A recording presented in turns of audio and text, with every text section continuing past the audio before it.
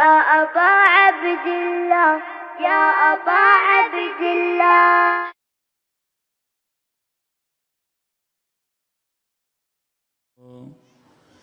الصلاة والسلام على سيد المرسلين وخاتم النبيين أبي القاسم محمد اللهم صل على محمد وعلى آل بيته الطيبين الطاهرين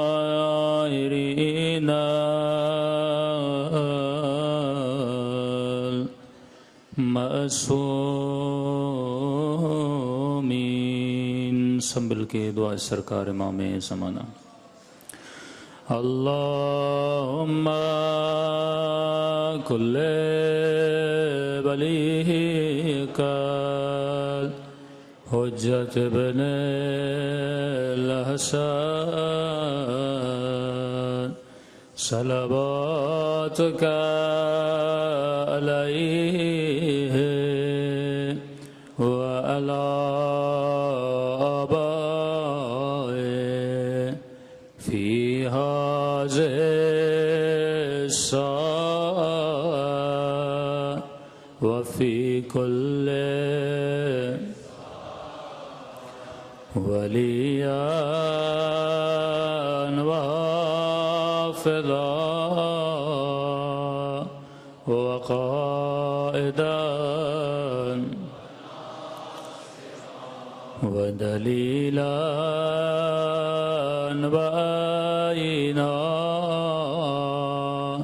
حتى تسكنه أرضك طوعا وتمتعه فيها طويلا برحمتك يا أرحم الراحمين. صلوات پڑھیں محمد و آل محمد.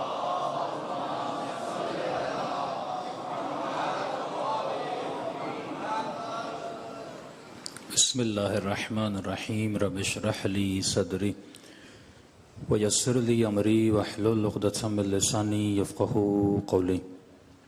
اما بعد فقد قال سبحانہ وتعالی فی محکم کتابہ المجید وفرقانہ الحمید وقولہ الحق وهو اصدق الصادقین. بسم اللہ الرحمن الرحیم. بقیۃ اللہ خیر لکم ان کنتم مؤمنین. صلوات پڑھیں محمد و آل محمد.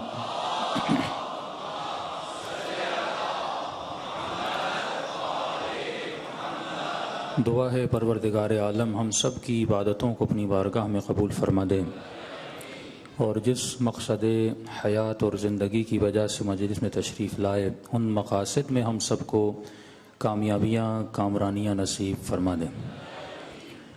ذکر اور فکر کے عنوان سے یہ ہماری تیسری نشست ہے کہ ارشاد ہوا بقیۃ اللہ خیر لکم ان کنتم مؤمنین. اے مسلمانوں، ایک ایسا وجود ہے جسے خدا نے آج تک باقی رکھا. یہ وجود تمہارے لیے باعث خیر ہے، باعث برکت ہے. ان کنتم مؤمنین، ایک شرط لگا دی اگر تو مؤمن بن جائے. ہم نے عرض کیا کہ شاید کوئی ایسا مسلمان ہو جو امام زمانہ کو نہ مانتا ہو. فرق اتنا ہے کہ وہ کہتے ہیں کہ پیدا ہوں گے، ہم کہتے ہیں کہ پیدا ہو چکے. اور اللہ کا وعدہ ہے کہ جو بھی اس وجود کو مانے گا خدا اس کی زندگی میں خیر بھی لائے گا، اس کی زندگی میں برکت بھی ہوگی. یہ کہہ دینا اور ہے اور اس کو محسوس کرنا اور ہے. یہ کہنا کہ امام حسین پر مصیبت آئی یہ سننا اور ہے، لیکن حسین کی مصیبت کو محسوس کرنا اور ہے. آج زمانہ لفظوں میں جکڑا ہوا ہے. دین اسلام ہم تک لفظوں کے ذریعے پہنچا. اللہ نے اگر اپنی شناسائی کروائی تو لفظ کے ذریعے. 21ویں صدی کا مسلمان یا یہاں کا بچہ اور جوان اگر امام زمانہ کو پہچاننا چاہتا ہے تو لفظ کے ذریعے سے پہچانتا ہے. اگر لفظ کی معنی کا تصور صحیح اس کے ذہن میں نہ ہو تو اس کا عقیدہ بھی صحیح نہیں ہو سکتا. اور جنگ ہے لفظ پر. مثلا لفظ رضی اللہ، لفظ علیہ السلام، اس پر جنگ ہے. لفظ ہے خطا اجتہادی، اس پر جنگ ہے. لفظ ہے معصوم یا معصوم عن الخطا یا جائز الخطا، یہ لفظ ہیں. آج مسلمان لفظوں میں جکڑا ہوا ہے. کسے صحابی کہوں، کسے صحابی نہ کہوں، کسے ام المومنین کہوں، کسے ام المومنین نہ کہوں. اگر تصور صحیح ہو جائے تو لفظ پہ جھگڑا بھی ختم ہو جائے. اور شیعت میں بھی 2 گروپ، آگے جا کے تفصیل میں آئے گی کیونکہ شروع کی مجالس ہیں اور ابھی سے اگر چھیڑنا شروع کر دیا تو میرے لیے مسئلے ہو جائیں گے. یہاں پر بھی لفظ ہیں. کس کو امام کہا جائے، کس کو امام نہ کہا جائے. فلاں کو امام کیوں کہتے ہو، یہ لفظ مختص ہے معصوم کے لیے. جھگڑا کس پر ہے؟ لفظ پر. لفظ ہے ولایت. ولایت کو مختص کیا جائے ایک معصوم سے یا غیر معصوم سے بھی مختص کیا جا سکتا ہے. تو آپ دیکھیں گے جتنے بھی مسلمانوں میں مسائل ہیں، وہ مسلم شیعہ ہو، غیر شیعہ ہو، وہ دیوبند ہو، وہ اہل حدیث ہو یا شیعوں میں آ جائیں، تو سارا جھگڑا کس پر ہے؟ لفظ پر ہے. اگر ان الفاظ کا تصور صحیح ہو جائے تو عقیدہ صحیح ہو جائے. ایک لفظ مولا ہے، شیعہ بھی علی کو مولا مانتا ہے، طارق جمیل بھی علی کو مولا مانتا ہے. لفظ ایک ہی ہے، آپ بھی مولا کہہ رہے ہیں، وہ بھی مولا کہہ رہا ہے. فرق کہاں پہ آ جاتا ہے؟ وہ مولا تو کہہ رہا ہے پر ولایت کو نہیں مان رہا. تصور بدل گیا. جب تصورات کو آپ صحیح کریں گے دیکھیں گے پوری کائنات در اہل بیت پر جھک جائے گی. اب کسی مجلس میں ہم نے کہا کہ جناب عائشہ ام المومنین ہیں، تو جذباتی مومن بھی ہوتے ہیں کہ مولانا یہ آپ نے کیا کہہ دیا، ام المومنین ہمارے نزدیک تو ام المومنین صرف جناب خدیجۃ الکبریٰ ہیں. میں نے کہا اگر لفظ کے تصور کو سمجھو گے تو جھگڑا ہی ختم ہو جائے گا. قرآن جو تجھے سمجھانا چاہتا ہے اگر وہ تو سمجھ جائے، اگر تو لفظ کے مفہوم کو سمجھ جائے، سارے جھگڑے مسلمانوں میں ختم ہو جائیں. صرف اس کانسیپٹ کو کلیئر کرنا ہے. جس طرح میں نے کہا کہ جب لفظ آتا ہے تو فوراً آپ کے ذہن میں تصور آتا ہے. آپ کا اس لفظ سے تصور الگ ہے، اہل سنت کا اس لفظ سے تصور الگ ہے. اب اس تصور کو صحیح کریں گے تو جذبات بدل جائیں گے. مثال کے طور پر میں نے کہا جب لفظ کعبہ آتا ہے تو آپ کے ذہن میں کعبے کی صورت آتی ہے. جب لفظ کربلا آتا ہے تو حسین کا روزہ آتا ہے. جب بین الحرمین لفظ ہے لیکن یہ لفظ بے جان نہیں، اپنے اندر کتنی معنی رکھ کے بیٹھا ہے کہ جذبات کو بدل دیتا ہے. ایک لفظ ہے جس لفظ کے لینے سے آنکھوں میں آنسو آ جاتے ہیں، اور ایک لفظ ہے جس کے لینے سے روح کو اذیت ملتی ہے. تو فرمایا اپنے لفظوں کو چناؤ. جب مجلس میں لفظ اختیار کرتے ہو تو یہ سوچو اس لفظ کا تصور اس عوام میں کیا ہے. تصور کو بدلو تو جذبات بدل جائیں گے. دیکھیے ایک آدمی آپ کے والد کو دعا دے، آپ خوش ہوتے ہیں، لفظ ہیں، دعا لفظ ہیں. اور وہی آدمی آپ کے والد کو گالی دے، آپ غصے میں آ جاتے ہیں. ایک لفظ نے خوش کر دیا اور ایک لفظ نے غصے میں لا دیا. کتنی طاقت ہے اس لفظ میں کہ انسان کے جذبات کو ابھارتا بھی ہے، انسان کے جذبات کو اتارتا بھی ہے. اب چھوٹی سی سمپل سی مثال دوں، ڈیٹیل میں نہیں جاؤں گا. جیسے لفظ ہے ام المؤمنین، یہ لفظ ہے، ترجمہ کیا ہے؟ کس کی ماں؟ مومنوں کی ماں. اب کیوں کہا گیا مومنوں کی ماں؟ نبی کی ساری بیویاں مومنوں کی کیا ہیں؟ ماں ہیں. کیوں کہا گیا مومنوں کی ماں؟ 2 صحابی تھے، طلحہ اور زبیر. زبیر نے کہا کہ طلحہ نے کہا کہ اس نبی نے ہماری کافی عورتوں سے شادی کی ہے، لہذا جب یہ دنیا سے چلا جائے گا تو ہم اس کی بیویوں سے شادی کریں گے. یہ بات پہنچی رسول خدا کے کانوں تک. پوری رات نبی اذیت میں تھے، کہہ رہے ابھی میں زندہ ہوں، ابھی سے یہ باتیں کی جا رہی ہیں. اور دیکھیے ظاہراً بات خلاف ادب ہے لیکن خلاف شرع نہیں ہے. ایک آدمی جب مر جائے، اس کی بیوی بیوہ ہو جائے تو وہ شادی چاہے تو کسی سے بھی کر سکتی ہے، لیکن نبی تک یہ بات ناگوار گزری. فوراً جبرائیل نازل ہوئے اور اس آیت کو لے کر آئے، اے مسلمانوں، نبی کی ازواج نبی کے جانے کے بعد تم سب کی مائیں ہیں. ماں تو ہے لیکن کس معنی میں ماں ہے؟ ایک ماں میرے گھر میں ہے، ایک ماں وہ ہے جو نبی کی زوجہ ہے، لیکن کس معنی میں ماں ہے؟ بہشتی نکاح کی. فرمایا جس طرح اپنی ماؤں سے نکاح حرام ہے، اسی طرح نبی کی بیوہ سے نکاح حرام ہے. صرف اس معنی میں ماں ہے، کسی اور معنی میں ماں نہیں. آپ کہیں گے مولانا وہ کیسے؟ بھائی آپ کی ماں آپ کی محرم ہے، آپ اس کے بالوں کو دیکھ سکتے ہو، آپ اس کے سامنے جا سکتے، وہ آپ کے سامنے آ سکتی ہے، لیکن نبی کی ازواج پر حجاب واجب تھا. اگر بمعنی تمام ماں ہے تو حجاب واجب کیوں تھا؟ بس ایک معنی میں ماں ہے کہ اس سے تم نکاح نہیں کر سکتے، کسی اور معنی میں ماں نہیں ہے، بس ایک معنی میں. اور وہ بھی کب؟ جب نبی چلے جائیں. اے نبی کی ازواج، یہ اللہ کا حکم ہے، نبی کے جانے کے بعد امت پر تمہارے نکاح حرام ہیں. بالکل ایسے ہے جیسے ماں سے نکاح حرام ہوتا ہے. اور اگر کسی نے نبی سے جدائی اختیار کرنی، وہ طلاق لے لے اور چاہے تو جس سے بھی نکاح کر لے. تو ایک تھی جس نے طلاق بھی لی تھی اور نبی سے جدا ہو گئی.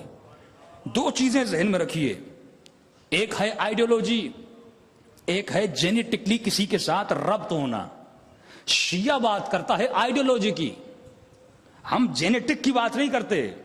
مثال کے طور پر اگر کوئی شیعہ علی ابن ابی طالب جینیٹکلی علی کا بیٹا نہیں ہے، جیسے ہمارا سید کہتے ہیں جو جینیٹکلی مولا علی سے مربوط ہے، لیکن ایک غیر سید ہے، جینیٹکلی علی سے تعلق نہیں ہے، لیکن اگر اس کی آئیڈیالوجی علی ابن ابی طالب سے مل جاتی ہے، وہ جعفر کذاب سے بہتر ہو جاتا ہے. کیونکہ جنگ ہے آئیڈیالوجی کی. جناب نوح کے بیٹے ہیں، اللہ نے کہا کہ نوح یہ تمہاری اہل میں سے نہیں ہے، یہ تمہاری جینیٹکلی تو بیٹا تھا، لیکن اللہ نے کیا کہا یہ تمہاری اہل میں سے نہیں ہے. کیوں نہیں ہے؟ کیونکہ اس کی آئیڈیالوجی جناب نوح کی آئیڈیالوجی سے نہیں ملتی تھی. تو خدا نے کس سے نکال دیا؟ اہل سے نکال دیا. اب بعض مفسرین اہل سنت دیکھیں، کیونکہ وہ الفاظ کے دائرے میں گھرے ہوئے ہیں بیچارے، اب کیونکہ الفاظ کو نہیں سمجھ پا رہے اس کی تفسیر بھی غلط کر دیتے ہیں. بعض اہل سنت کے مفسرین نے یہ کہہ دیا کہ کیونکہ اللہ نے کہہ دیا اے نوح یہ تیرا بیٹا نہیں، تو انہوں نے کہا الیاذ باللہ، الیاذ باللہ، جناب نوح کی جو بیوی تھی جو کافرہ بھی تھی وہ بد کردار تھی، اور بد کرداری کی وجہ سے لہٰذا یہ بیٹا کس کا نہیں تھا؟ نوح کا نہیں تھا. لیکن تمام تر مکتب تشیع میں ہمارا عقیدہ ہے نبی کی بیوی چاہے کافرہ بھی کیوں نہ ہو، چاہے منافق ہی کیوں نہ ہو، کتنی بھی ایمان کے اعتبار سے بگڑی ہوئی ہو، لیکن کردار کے اعتبار سے بگڑی ہوئی نہیں ہوتی. یہ تمام تر علماء شیعہ کا عقیدہ ہے کہ آپ کردار پر انگلی نہیں اٹھا سکتے. آپ یہ کہہ سکتے ہو کہ مومن تھی یا کافر تھی یا ایمان تھوڑا کم تھا یا زیادہ تھا. نوح کی بیوی کیسی بھی تھی، کیونکہ نبی کبھی بھی بد کردار عورت سے شادی نہیں کر سکتا. یہ اللہ کا حکم ہے، کبھی بھی انبیاء ایسی عورتوں سے شادی نہیں کر سکتے. تو جنگ کس کی ہے؟ آئیڈیالوجی کی جنگ ہے. اگر جینیٹکلی کسی کی نسبت کسی سے نہیں ہے، لعنت ہوئی زیارت عاشوراء میں بنی امیہ پر، بنو مروان پر. فرمایا ایک بنو امیہ کا شخص تھا، پانچویں امام محمد باقر علیہ الصلوۃ والسلام،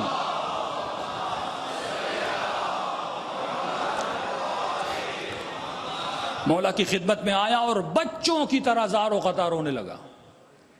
جس طرح ایک بچہ سسکیاں لگا کے روتا ہے اس طرح کوٹ کوٹ کے رونے لگا. امام نے کہا رو کیوں رہا ہے؟ کہا مولا آپ نے پوری بنی امیہ پہ لعنت کی ہے، اور میں ہوں بنی امیہ کی اولاد میں سے، لیکن ہوں آپ کا چاہنے والا، ہوں آپ کا محب، کیا مولا میں بھی اس لعنت میں شامل ہوں؟ امام فرماتے ہو تو انہی کی نسل سے، جینیٹکلی ہو تو انہی کا بیٹا، لیکن امام فرماتے کیونکہ آئیڈیالوجی ہم سے ملتی ہے اب تو ان کا بیٹا ہے ہی نہیں. تو جنگ کس کی ہے؟ آئیڈیالوجی کی جنگ ہے. ایک شخص ہے پاکستان کی پیدائش والا، نام ہے شہید عارف حسین الحسینی، دور دور تک جینیٹک وائز اس کا تعلق خمینی سے ہے نہیں، لیکن جب آئیڈیالوجی مل جاتی ہے تو خمینی کہتے ہیں آج میں نے اپنا عزیز بیٹا کھو دیا. تو یہ کیا ہے؟ یہ آئیڈیالوجی کی جنگ ہے. اگر تو آج بھی اپنی آئیڈیالوجی کو اہل بیت کی آئیڈیالوجی سے ملا دیتا ہے. قرآن کی آیت ہے اس کائنات میں دو آئیڈیالوجیز ہیں. ایک اہل بیت کی آئیڈیالوجی جسے شجرہ مبارکہ کہا گیا, ایک ہے شجرہ ملعونہ جو بنو امیہ کا شجرہ ہے. اے انسان, لفظ پہ لعنت مت بھیج, آئیڈیالوجی پہ لعنت بھیج. یزید لفظ ہے, حسین لفظ ہے, کربلا لفظ ہے, تو یزید پہ تو لفظ یزید پہ لعنت مت بھیج, یزید کی آئیڈیالوجی پہ لعنت بھیج. میں کل بھی کہہ چکا, یہ تو ناممکن تھا کہ حسین یزید کی بیعت کر دے. یہ تو تصور میں بھی نہیں آ سکتا کہ کبھی حسین یزید کی بیعت کر سکتے ہیں, کیونکہ تقابل ہی نہیں ہوتا. امام نے فرمایا مثلی لا یبایع مثل یزید, حسین جیسا جس کی آئیڈیالوجی حسین سے ملے گی وہ کبھی بھی یزید وقت کی بیعت میں نہیں آئے گا. تو آج کے مسلمان کو بیدار ہونا چاہیے. اتنی لعنتیں فرعون پر, قرآن میں 41 ٹائم اللہ نے لعنت بھیجی ہے, 41 ٹائم. کبھی مسیحیوں پر, کبھی مباہلہ میں آنے والے یہودیوں پر, کبھی امتوں کے لیڈرز پر, کبھی قوم عاد پر, کبھی قوم سمود پر.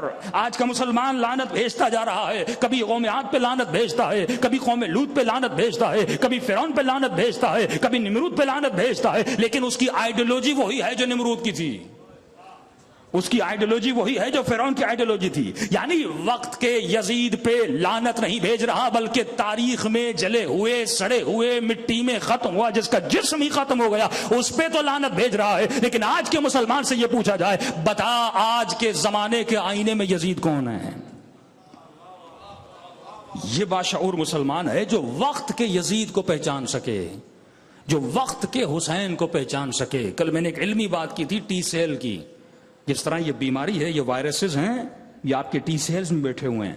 کینسر کا وائرس ہو, جتنی بھی کائنات کے وائرسز ہیں, یہ اللہ نے, وائرس کو بھی اللہ نے خلق کیا ہے, یہ آپ کے ٹی سیل میں ہے. جب بھی باڈی ویک ہوتی ہے تو ٹی سیل سے یہ وائرس ایکٹیو ہو جاتا ہے.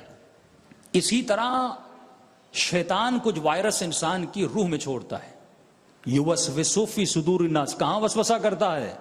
انسان کے سینوں میں وسوسہ کرتا ہے.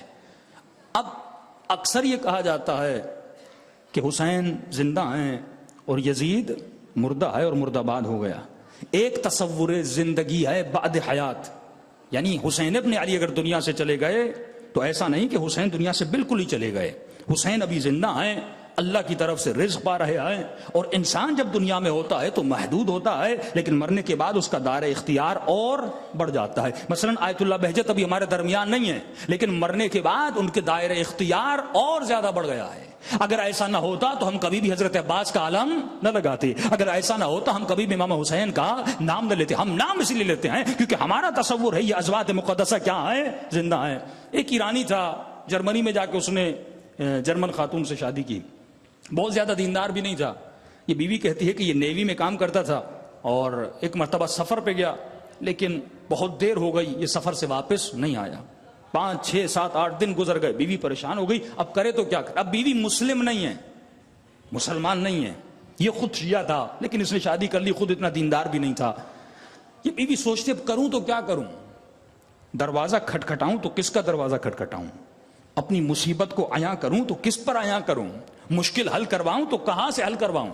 تو اس کی بیوی کہتی ہے میرا شوہر جب بھی مصیبت میں آتا تھا, مشکل میں آتا تھا, اپنے کمرے میں جاتا تھا اور اس کے کمرے میں ایک چیز تھی, اس کے سامنے بیٹھ جاتا تھا اور گریا کرتا تھا. اس کے بعد اس کو سکون مل جاتا تھا. تو کہتی ہے میں بھی کمرے میں گئی, جہاں پر میرا شوہر بیٹھتا تھا وہیں پر میں بیٹھ گئی. ایک تصویر تھی, اس تصویر کو میں دیکھ رہی تھی, اور جس طرح میرا شوہر روتا تھا گریا. اب مسلمان نہیں تھی, اس کی کوئی تصور, کوئی اس میں تصور میں اتنی معرفت تو تھی نہیں, وہی جو شوہر کرتا تھا. کہتی ہے میں نے بھی کرنا شروع کیا, رونا شروع کیا. ایک ہی ہفتے میں شوہر بھی واپس آ گیا, مسائل بھی حل ہو گئے. اب کہتی ہے میں نے اپنے شوہر سے پوچھا یہ تصویر کس کی ہے؟ اس نے کہا یہ غازی عباس کے روزے کی تصویر ہے. دیکھیے ایک تصویر کے اندر, کیونکہ شیعت کا عقیدہ ہے کہ جو دنیا سے جاتا ہے وہ کٹ نہیں جاتا, اس کا دائرہ اختیار اور بڑھ جاتا ہے. وہ آپ کے علماء ہوں, وہ زہداء ہوں, یا اگر خود آپ ولی بن جائیں, مرنے کے بعد دائرہ اختیار کیا ہو جاتا ہے, اور بڑھ جاتا ہے. تو معصوم فرماتے یہ تمہارا تصور ہے, اور اس تصور کو جتنا مضبوط کرو گے اتنا تمہارے وجود میں نورانیت بڑھے گی. صلوات پڑھے محمد و آل محمد.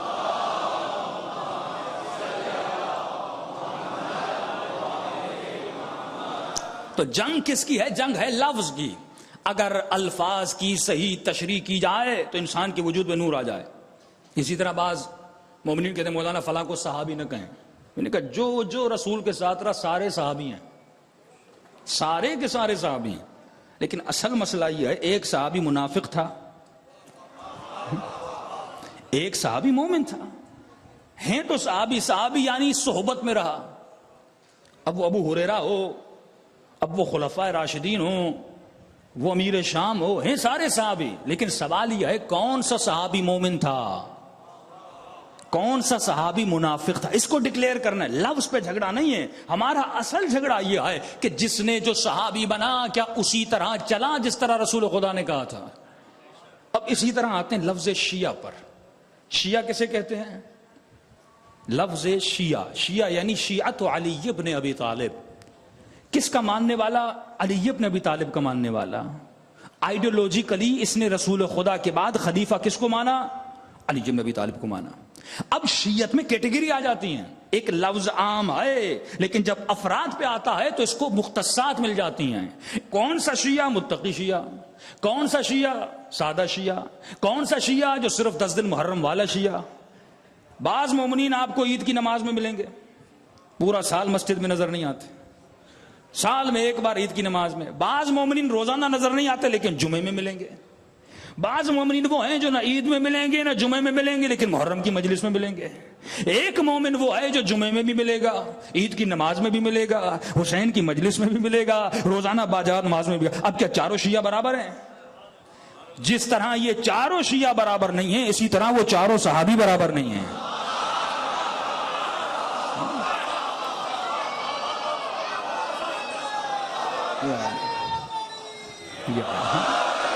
لفظ میں فرق ہے. آپ کیسے ساری کیٹیگریز کو ایک طریقے سے لا سکتے ہیں؟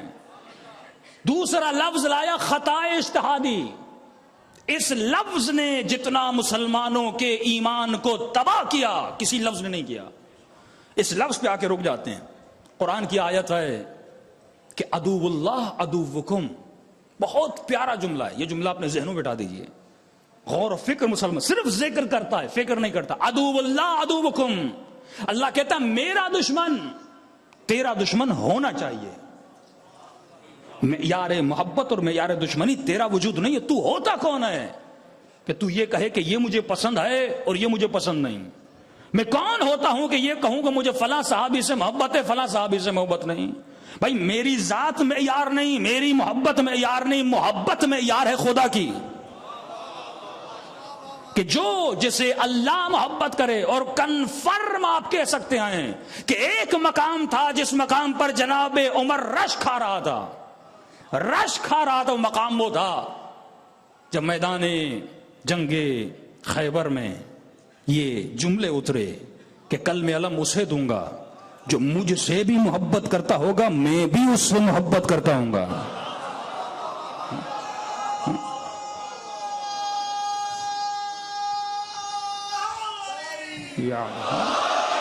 ایک صحابی دکھائیے جو یہ کہے کہ خدا نے میرے لیے ایسا کہا ہو. سارے کہتے تھے خدا ہم تم سے محبت کرتے ہیں, لیکن انتظار میں تھے خدا کب کہتا ہے کہ میں بھی تم سے محبت کرتا ہوں. یہ اگر کسی کے لیے ایک عالم نبی طالب اور تمام طرح سنت کی کتابیں لکھتی ہیں, جناب عمر نے کہا کہ کاش یہ مقام مجھے ملتا.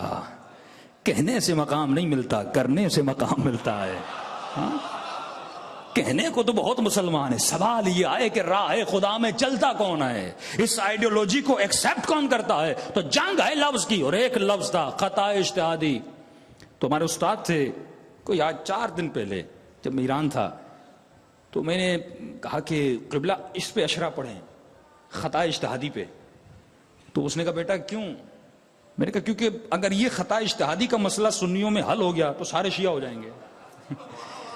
ہم کہتے ہیں کہ علی اور معاویہ میں جنگ ہوئی, اب اس نے میسا میں اپنا جناب عمار کو مارا. ظاہر رسول خدا بھی کہہ چکے کہ ایک باغی لشکر جناب عمار کو شہید کرے گا. بہرحال جنگیں بہت ہیں, جنگ جمل ہے, جنگ صفین ہے, جنگ نہروان ہے, کتنی جنگیں جو اصحاب میں ہوئی. ایک صحابی نے دوسرے صحابی کو مارا. اب کیونکہ سارے صحابی اور یہ سب کو ایکول مانتے ہیں تو ہم کہتے ہیں ایک قاتل ہے ایک مقتول ہے, دونوں کیسے برابر ہو سکتے ہیں؟ تو ایک جملہ کہہ کے اپنے بچوں کو خاموش کروا دیتے ہیں. کہا یہ تھی خطا اجتہادی. اجتہادی خطا کی. خطا اجتہادی ہمارے یہاں بھی یہ مسئلہ ہے کہ اگر مجتہد کسی شرعی مسئلے میں خطا کرے، یہ ایک آل اوور ایک مسئلہ ہے اور واقعی ایکسیپٹیبل عقیدہ ہے. خطا اجتہادی ایک صحیح عقیدہ ہے، غلط عقیدہ نہیں ہے. اب مسئلہ کہاں پہ آتا ہے؟ پھر ہم لفظ پہ آتے ہیں. خطا اجتہادی مثلاً ایک مجتہد آیت اللہ سستانی، آغا خامنہئی، آغا بہجت جتنے مراجع ہیں، وہ ایک فقہی مسئلے میں اجتہاد کر کے غلطی کرے. مختلف واقعات بھی آپ سنتے ہیں، تو اس کی غلطی پر بھی اسے ایک انعام ملتا ہے، کیونکہ اس نے اجتہاد کیا، اس نے محنت کی، اس نے جد و جہد کی، اس نے روایات کو ٹٹولا اور دیکھا، اس کے بعد اس نے ایک فیصلہ دیا. اپنے اجتہاد کے مطابق وہ فیصلہ کیا تھا؟ صحیح تھا. لیکن حقیقت میں وہ فیصلہ کیا تھا؟ غلط تھا. اس پہ اس کو ایک جزا ملتی ہے. اور اگر اس نے اجتہاد کر کے صحیح فتویٰ دیا ویسا جیسا شریعت میں تھا حقیقت کی معنی میں، تو اسے 2 جزائیں ملیں گی. تو کہتے ہیں کہ معاویہ نے کی خطا اجتہادی، اسے یہ لگتا تھا کہ علی سے لڑنا چاہیے، تو لہذا اسے ایک جزا ملے گی. اور علی کیونکہ حق پہ تھا، علی کا اجتہاد یہ تھا کہ اس کو ختم کرنا ہے، تو علی کو ملیں گی 2 جزائیں. تو دونوں طرف دونوں کو بچا لیا. فرق یہ علی کو 2 جزائیں دیں اور معاویہ کو 1 جزا تھی. تو میں نے استاد کو کہا کہ قبلہ اس پہ اشرا پڑھنا چاہیے. خطا انہوں نے کہا خطا اجتہادی مسئلہ تو صحیح ہے کہ تم ایک جملہ کہو اور ساری خطا اجتہادی پہ پانی پھیر دو. میں نے کہا کون سا جملہ ہے؟ کہ پہلا جملہ یہ آئے خطا اجتہادی کو مانتے ہیں، پہلے تو معاویہ کا مجتہد ہونا تو ثابت کر.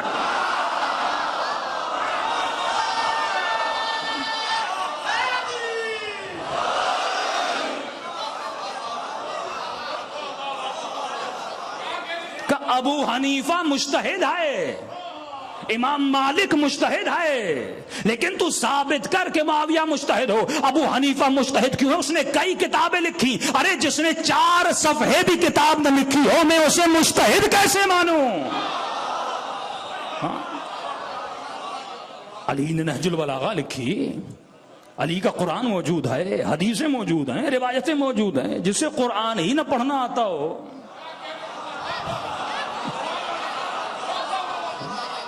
جو یہ کہیں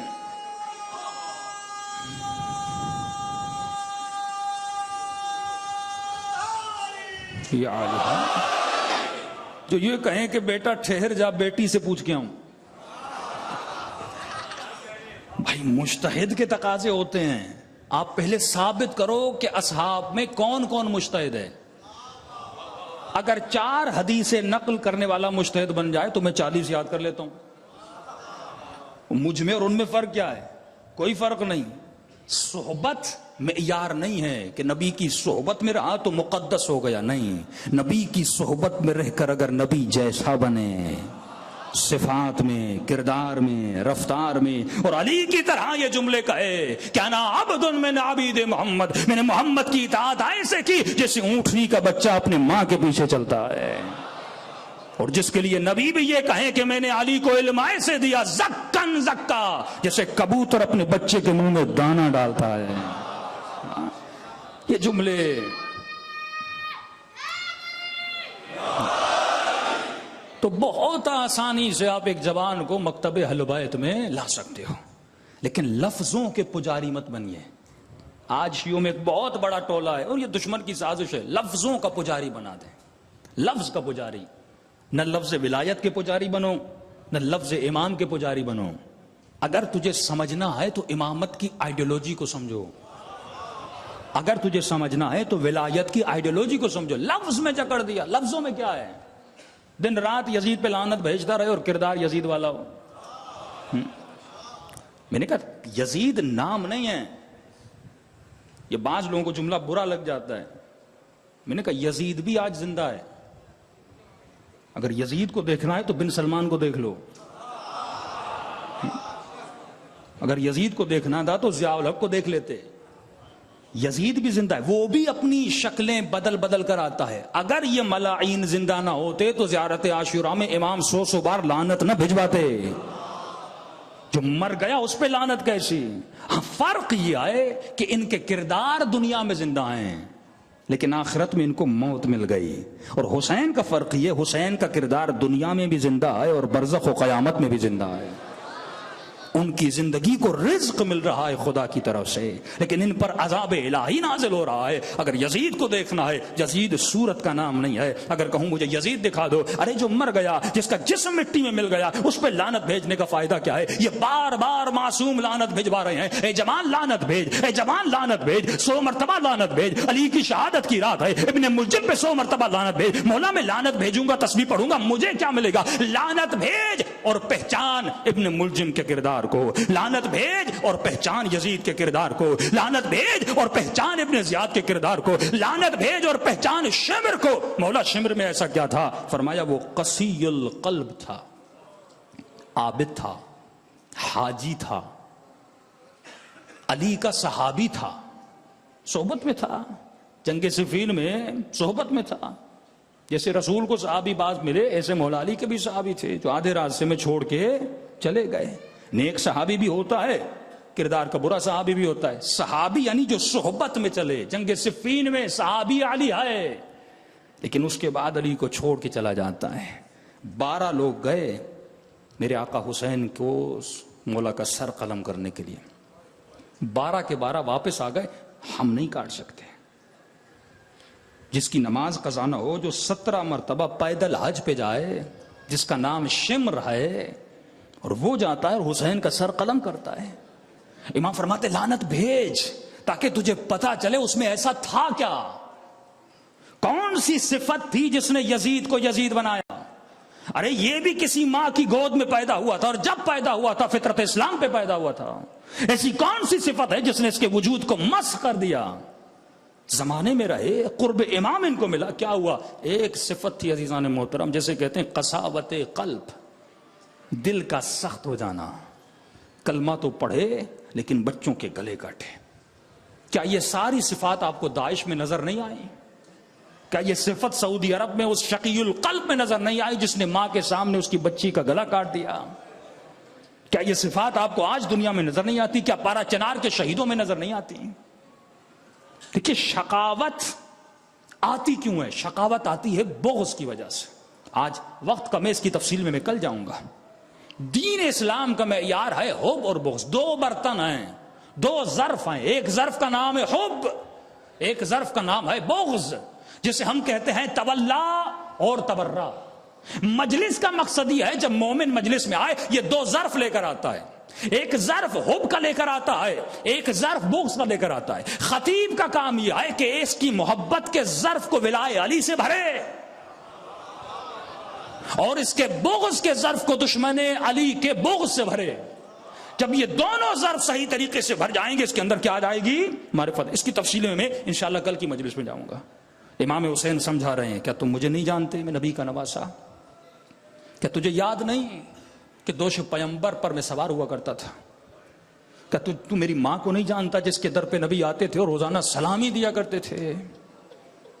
سب کچھ کہہ لیا حسین نے، کیونکہ امام ہے اور امام کی ڈیوٹی ہے ہدایت کرے۔ وہ امام جس کا دل نرم ہے، وہ امام جس کے پاس ہو رہا ہے، اور مولا ہور کے گناہوں کو بخش دے۔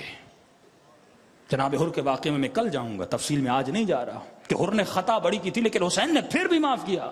کسی مومن نے کہا مولانا یہ کیسے ممکن ہے کہ حسین لشکر یزید پہ لعنت بھیجے؟ جب امام کی ڈیوٹی ہدایت ہے تو امام لعنت نہیں بھیجے گا، امام ہدایت کرے گا۔ میں نے کہا ہاں، آخر دم تک مولا نے ہدایت کی، ہر کو، شمر کو، ابن سعد کو، ابن زیاد، سب کو مولا نے ہدایت کی۔ کہ مولا یہ تو شقی ہے، ہدایت کیوں کریں؟ یہ بالکل ایسے ہے، آپ ایک کاپی لے لیں، اس کے اندر 100 کاغذ ہیں، ایک کاپی میں 100 پیپرز ہیں، ایک پیپر ہٹائیے، دوسرا پیپر ہٹائیے، چوتھا ہٹائیے، آخر جب آخری پیپر ہٹے گا پیچھے جو بلب ہے اس کی روشنی بالآخر تو آئے گی نا، باریک ہوتا جائے گا، ہوتا جائے۔ امام کی پوری کوشش یہ تھی، لیکن جب دیکھتے تھے مولا کہ جتنی بھی تبلیغ کی جائے اب ان پہ اثر ہونے والا نہیں۔ بعض لوگوں کی نسل ہی ایسی، آپ سمجھائیں گے بغض اور بڑھے گا، نفرت اور بڑھے گی۔ ایک جملہ کا حسین ہم اس لیے تم سے نہیں لڑ رہے کیونکہ تم نے شریعت کے خلاف قدم اٹھایا، بغضا لابیک، تیرے باپ کا بغض ہماری دلوں میں ہے۔ یہ بغض کا پیالہ بھر گیا تھا اور غلط بغض آیا تھا، جس سے تبرہ کرنی تھی اس سے نہیں کیا، جس کی براعت دل میں ہونی تھی اس کی نہیں تھی۔ علی کی براعت ان کے دلوں میں آ گئی، بغضا لبیک، اتنا کہنا تھا۔ اب وہ شخص کہتا ہے کہ میں نے حسین کو کبھی اس طرح لڑتے ہوئے نہیں دیکھا، فرمایا ایک مرتبہ دیکھتا تھا اپنے جوان بیٹے کا لاشا اٹھا رہے ہیں، آنکھوں سے دیکھ رہا ہوں اپنے 6 مہینے کے بچے کے لیے پانی مانگ رہے ہیں، اور ایسے لگ رہا ہے جیسے 50 55 سال 60 سال کے بوڑھے کی کمر جھک جائے۔ لیکن جب یہ جملہ سنا بغض لبیک کا لڑ ایسے رہے تھے، میں نے حسین کی لڑائی کبھی پہلے ایسے نہیں دیکھی تھی، لشکر کو چیرتے ہوئے جاتے تھے اور چیرتے ہوئے آتے تھے۔ جب حجت امام نے تمام کر دیا جانے محترم، ہدایت مقصد ہے، لیکن جب ظاہر ہو جائے تو مجلس کا مقصد یہ، جب مومن مجلس میں آئے ان 2 ظروف کو آپ کو بھرنا ہے، ظرف ولایت کو بھرنا ہے اور ظرف بغض کو بھرنا ہے۔ یہ بغض آپ کے وجود میں جذبات کو پیدا کرے گا۔ اب سوال یہ ہے، مومن یہ سوچے شمر کے وجود میں بغض علی تھا، جس بغض نے اسے قسی القلب بنایا۔ قساوت قلب یعنی دل کا سخت ہونا۔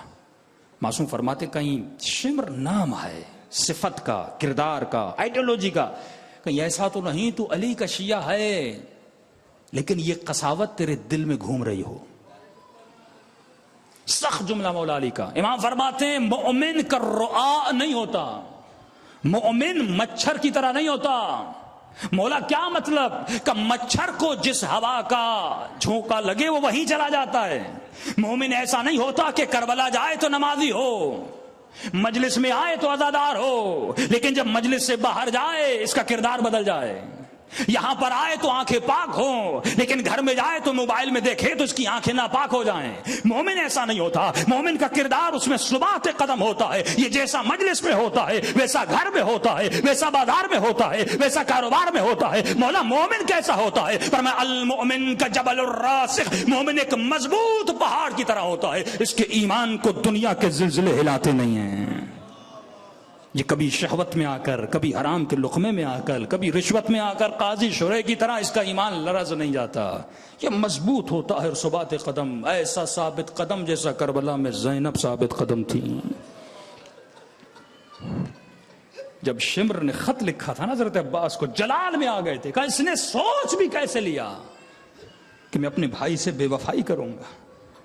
یہ سوچنا بھی عباس کے لیے گوارا نہیں تھا۔ یہ ثبات قدم کہ کوئی اہل بیت کے چاہنے والے کے لیے نہ سوچے۔ لفظ مصیبت سیدہ زینب پہ رونے والی میری مائیں بہنیں جب سنتی ہے کہ سید سجاد 40 سال اس پہ روتے رہے کہ میری پھپھیوں کی چادریں چھینی گئیں، میری بہن میری ماں یہ رونا کب کام آئے گا، یہ آنسو کب تیرے لیے باعث برکت بنے گا؟ جب تو سیدہ زینب کی چادر کی عزت کرے۔ چادر کی عزت ہی نہ ہو، چادر کی وقت ہی نہ ہو۔ مجلس شوشا کا نام نہیں ہے، مجلس پریزنٹ آف سیلف کا نام نہیں ہے، مجلس شوبازی کا نام نہیں ہے کہ مجلس میں جاؤں 4 لوگ مجھے دیکھیں، بند دھج کے جاؤں، سج دھج کے جاؤں مجلس میں۔ نہیں میرے عزیز، مجلس میں تو اپنے وجود کو، اپنے گریے کو، اپنے دکھ کو، اپنی انکساری کو لوگوں کو دکھانے نہیں آئے، وقت کے امام کے ساتھ شیئر کرنے آئے ہو۔ کہ فرماتے جب محرم کا چاند نظر آتا تھا امام رضا اپنے سر سے عمامہ اتار دیتے تھے، پاؤں میں جوتیاں نہیں ہوتی تھی، شو آف کرنے کے لیے نہیں، ایک پیغام دینے کے لیے، ایک پبلسٹی کرنے کے لیے، اور سر میں خاک ڈالتے تھے۔ دیکھنے والے امام پر اعتراض کرتے تھے، مولا اتنے سال پہلے حسین کو شہید کر دیا گیا، غم ایسے منا رہے ہیں جیسے کل حسین کو کربلا میں ذبح کیا گیا ہو۔ عجیب جملہ فرماتے اگر میں اس طرح غم نہ مناؤں تو جس طرح امت غدیر بھول گئی، اس طرح امت کہتی کیا ہو سکتا ہے نبی کے نواسے کو بھی اس طرح قتل کر دیا جائے۔ آج مسلمان سن لیتا ہے لیکن سوچتا نہیں، ارے نبی کی نواسیوں کی چادریں چھینی گئیں، نبی زادیوں کو تماچے مارے گئے، وہ رسول جس حبیب کی جوتیاں اپنے سر پہ سجاتے ہو وہ فرماتے ہیں اے مسلمان کبھی حیوان کو بھی منہ پہ تماچا نہ مارا کر، لیکن اسی نبی کے نواسے کی بیٹی سکینہ کے چہرے پہ تماچے مارے گئے۔ یہ ایک جملہ مسلمان کی غیرت کے لیے کافی ہے، اور یہ جملہ سن کے مر جائے تو اس کا مرنا شہادت بن جاتا ہے۔ اس ضمیر کو بیدار کرنے کے لیے آئی ہیں۔ عزیزو، دنیا لہو و لعب میں آپ کو لگانا چاہتی، یہ لشکر بنو امیہ، یہ لشکر شیطان آپ کے ایمان کو چرانا چاہتا ہے، آپ کو محدود کرنا چاہتا ہے جسم و جسمانیت میں۔ لیکن حسین نے جس طرح 2 انگلیوں کے درمیان اپنے اصحاب کو جنت کی زیارت کروائی، فرماتے ہیں آپ مجلس حسین میں اور حور کی طرح جنتی بن دلوں کو کربلا لے جائیں اور سلام کریں اپنے آقا حسین کو۔ بڑے مظلوم ہیں میرے آقا حسین، پورا دن گاڑی میں جہاں بھی ہو ورد زباں ہونا چاہیے سلام حسین، کیونکہ غریب ہیں میرے آقا حسین۔ زندان کے شام میں مولا سجاد بیٹھے تھے، ایک شخص گزر رہا تھا، اس کو پتا چلا جو بھی زندان سے گزرتا ہے بیمار ہے اسے شفا مل جاتی ہے، نابینا ہے آنکھیں مل جاتی ہیں۔ کہا خاتون سے، خاتون تجھے شفا کیسے ملی؟ کہا ایک زندان ہے، اس میں کچھ قیدی ہیں، بس گزرتے ہیں زندان کی دیوار سے، ایسا قیدی جو بس روتا ہی روتا رہتا ہے، اللہ جانے اس کی آواز میں اتنا درد ہے کہ ہمارے کلیجے پھٹنے لگتے ہیں، بس دعا کرتے ہیں خدا دعا قبول کر لیتا ہے۔ کہتے ہیں یہ زندان میں آتا ہے اور سلاخوں کے پیچھے سے کھڑے ہو کے کہتا ہے السلام علیکہ ایھا الغریب، جانتا نہیں ہے، ایک سلام دیتا، اے غریب، اے قیدی، اے بیمار، تجھ پر میرا سلام ہو۔ کا اتنا کہنا تھا امام کا چہرہ کھل گیا۔ امام نے فرمایا تو کون ہے جس نے اس قید میں مجھے سلام کیا ہے؟ بڑی خوش ہوتی ہیں سیدہ زہرا جب اس کے لال کو سلام کرتے ہو۔ چھوٹے چھوٹے بچوں کو سکھا لیا کرو کہ اپنے گھروں میں جب بھی بیٹھو یہ سلام یاد کروا لو، چلتے پھرتے مصیبت بھی آئے انشاءاللہ واقعات اگلی مجلسوں میں عرض کروں گا کتنا ثواب ہے حسین کو سلام کرنے کا۔ دلوں کو کربلا لے جائیں اور سب مل کے میرے ساتھ اپنے آقا کو سلام کریں۔ لفظ حسین آئے تو پورا مجمع لفظ حسین کو بلند آواز سے دہرائے۔ السلام علی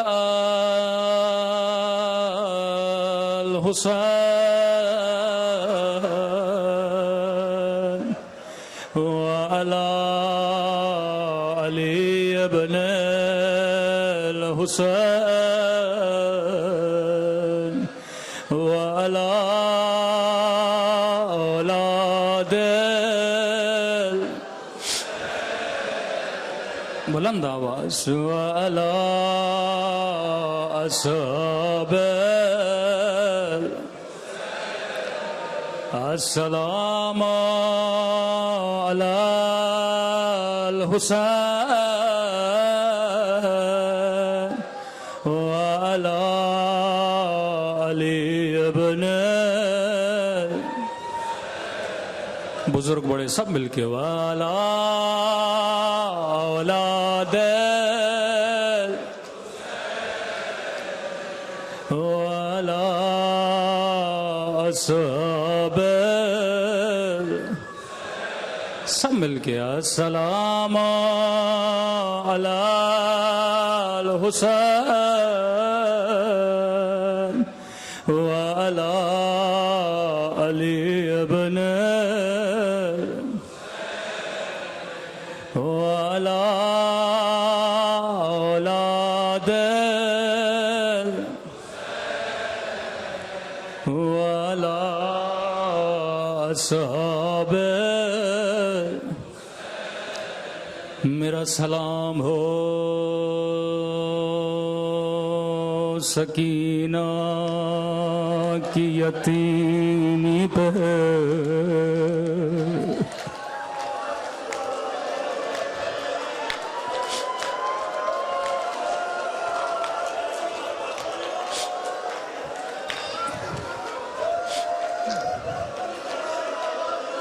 آج سکینہ کے پاس پاس بابا موجود ہے، آج زینب کے پاس بھائی موجود ہے، آج رباب کی گود آباد ہے، لیکن کچھ ہی دنوں میں یہ گودیاں اجڑ جائیں گی، یہ چادر لٹ جائیں گی۔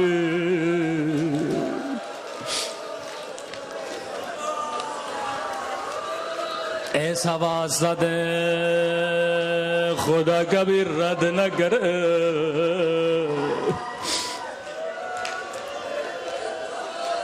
آج کی رات ہر ماں خوش ہے کیونکہ گودیں آباد ہیں، رباب اپنے اصغر کو پیار کر رہی،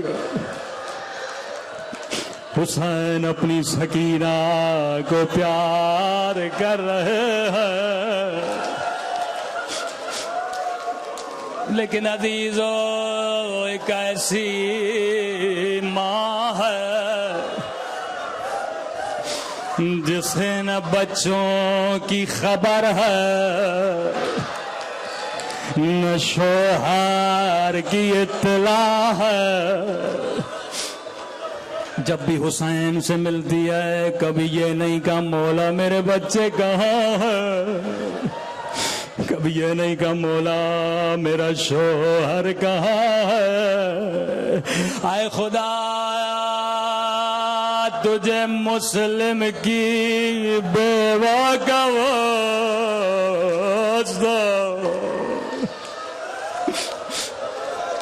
عجیب مظلومہ بی بی، ان بچوں کا نیاز کیا کرو، ان بچوں کی منت مانا کرو، بڑے مظلوم بچے، زندان شام میں زندان کوفہ میں دو ننھے سے بچے، ایک مرتبہ داروغہ زندان رات کے اندھیرے میں خواب دیکھتا ہے، کیا دیکھتا ہے کہ کالے برقعے میں بی بی ہے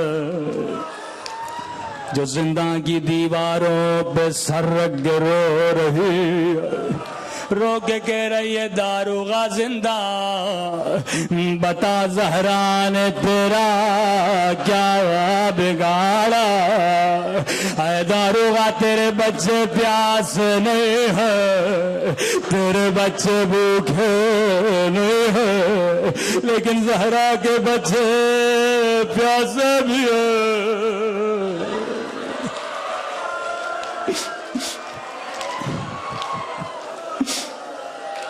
یہ مومن نیند سے اٹھا ننگے پاؤں دوڑتا ہوا زندہ میں گیا، کیا دیکھا دو ننھے شہزادے، بڑے شہزادے کی گود میں چھوٹا شہزادہ ہے، داروغہ نے کہا شہزادے کہیں بھائی مرد نہیں گئے، نہیں داروغہ بھی زندہ ہے لیکن اماں کی بڑی یاد آئی ہے، اللہ کسی بچے کو ماں سے جدا نہ کرے،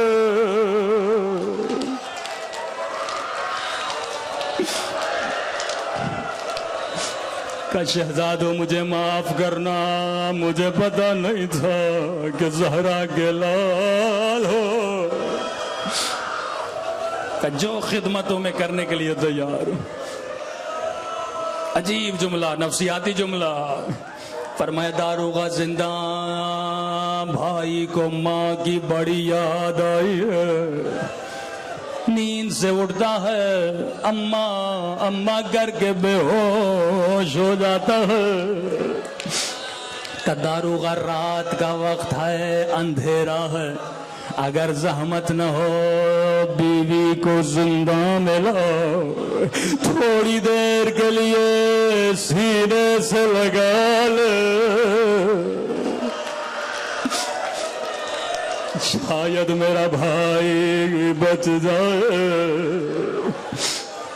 دوڑتا ہوا گھر گیا، اس کی بیوی صحابی کی بیٹی تھی، کہ جلدی کرو زندہ چلنا ہے۔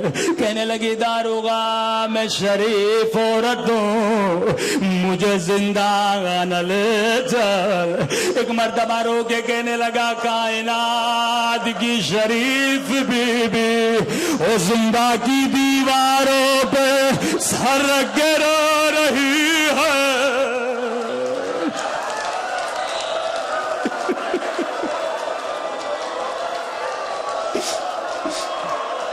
زہرا کا گھر اجڑ گیا۔ مومنہ نے جلدی سے چادر پہنی، زندہ پہنچی۔ عزیز و نفسیاتی مسئلہ تھا، اندھیرا تھا۔ مومنہ نے شہزادے کو سینے سے لگایا، شہزادے نے سمجھا اماں کی گود ہے، میں مدینے آ گیا۔ ایک مرتبہ رو کے کہنے لگا اماں ہم اجڑ گئے، اماں بابا مار گئے، اماں بابا کی لاش کو کوفے کی گلیوں میں پھیلایا گیا۔ مومنہ نے کہا مجھے اماں لگ ہو، میں تیری کلیل ہوں۔